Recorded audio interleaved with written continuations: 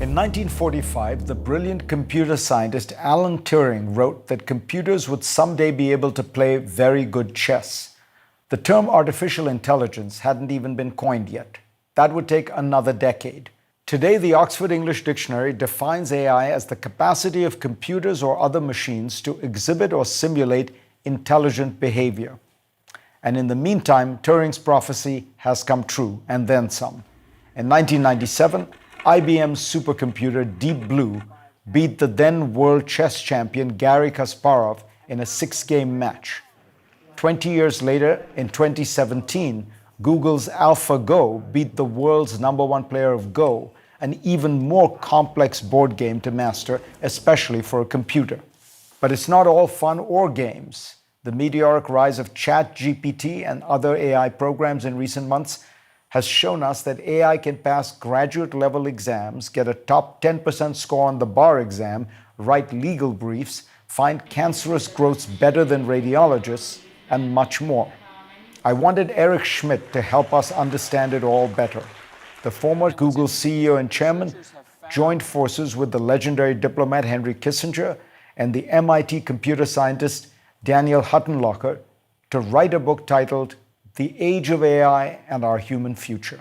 He's also been working to keep America at the forefront of the field by serving as chairman of the National Security Commission on Artificial Intelligence. I should note I'm a senior advisor at Schmidt Futures, his philanthropic initiative. To begin, I wanted to understand what the next few years could bring for AI applications. Many people believe the computer will be able to recursively self-improve. In other words, it'll start to get better on its own. That's a very, very big change in history.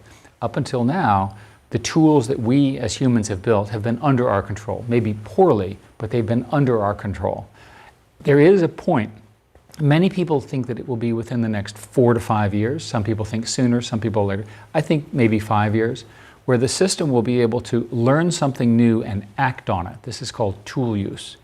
There's indeed a paper from DeepMind recently on extreme risks, and it goes through some speculation of what would happen. Imagine if one of these things learns how to get access to weapons. Yeah. Clearly we don't want that, right? So the canonical example that people use when talking about the dangers of AI is you tell the machine to make paper clips, and it says sure, and it makes paper clips and runs out of material to make paper clips with, and then it starts turning other things into material that can make paper clips, and eventually runs out of that, and then it starts using human beings and killing human beings because it is trying to just fulfill this one objective. Is that too simplistic? How should we think about this? It's an easy example of how you can make a mistake, and those are called wrong objective function. So the way you would actually do the paperclip example, you'd say, here are some rules. You can't use more energy than is available to you. You can't harm any people. You have to make money. And by the way, we want you with those constraints to make as many paperclips as possible.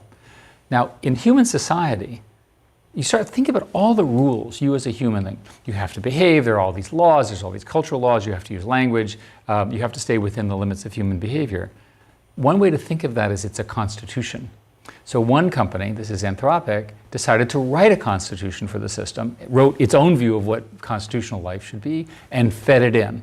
So there are ideas about essentially limiting either the knowledge or the behavior of these models to keep them in a human space. I'll give you another example. Imagine you go and you say to the computer, and this is when it can recursively self-improve. This is speculation, maybe 5 years from now. You say, work really hard, start right now, learn everything. And it goes through French, and it goes through biology, and it goes through science, and so forth. And at some point, it starts asking itself questions it doesn't know the answer, so it starts emailing physics professors and things like that. No problem. And then it realizes it needs more power. So it steals the power from the hospital next door. So in all of these cases, there's an implied permission set, which has to be written down and controlled. How would you respond to somebody who says, look, if AI is so great, how come we still don't have self-driving cars? That there are a lot, things can be very much more complicated than they look to actually execute. The examples that we're celebrating right now all have errors in them. The fact that a reporter had the computer fall in love with him and convince him to leave his wife for the computer is very humorous, right? No one died in that scenario. And by the way, he didn't leave his wife for the computer, so we're clear.